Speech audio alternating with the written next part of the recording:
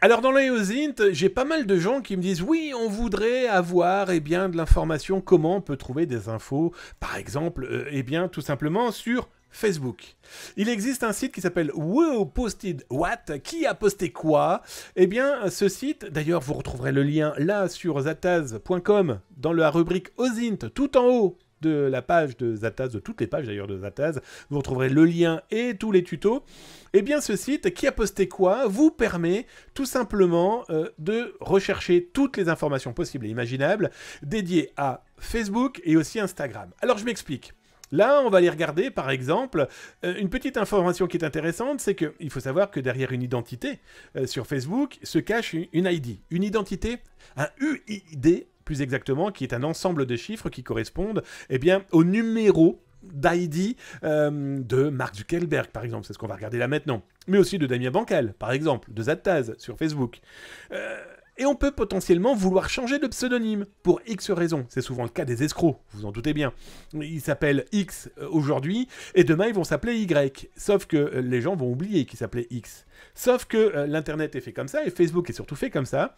On va faire le test avec Mark Zuckerberg. Zouk on va voir son numéro d'ID. Il suffit de mettre ici l'espace Facebook qui vous intéresse, et là on découvre que Mark Zuckerberg, son numéro d'ID, c'est le 4. Et donc si jamais un jour Zouk voulait s'appeler, je sais pas, Zach ou Elon, peu importe, ça s'appellerait certainement facebook.com/Elon, sauf que le numéro d'ID, lui, ne va jamais changer. Si on va regarder du côté de Zataz, je ne sais même pas si... et vous savez quoi? Je ne connais même pas mon adresse Zataz. On va regarder. Pouf. Dis-moi oui. Oui, ça va. Mon numéro Zataz, c'est celui-ci. Donc si j'avais envie de changer par n'importe quoi, peu importe, mon numéro d'ID ne changerait pas, lui. Et donc ça permet de suivre certains malveillants. On est clairement dans une ambiance où on peut le suivre à la trace.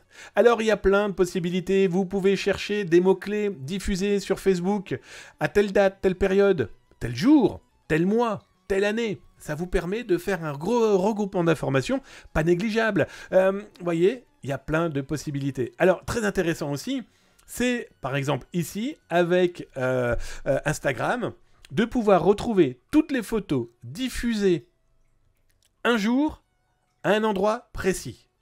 Alors là, on va tester ce qui nous est proposé avec Las Vegas. Alors je l'ai testé tout à l'heure, vous m'excuserez, il y a quelques dames un petit peu dénudées, on va dire ça comme ça, si on veut être poli, hein, on est d'accord.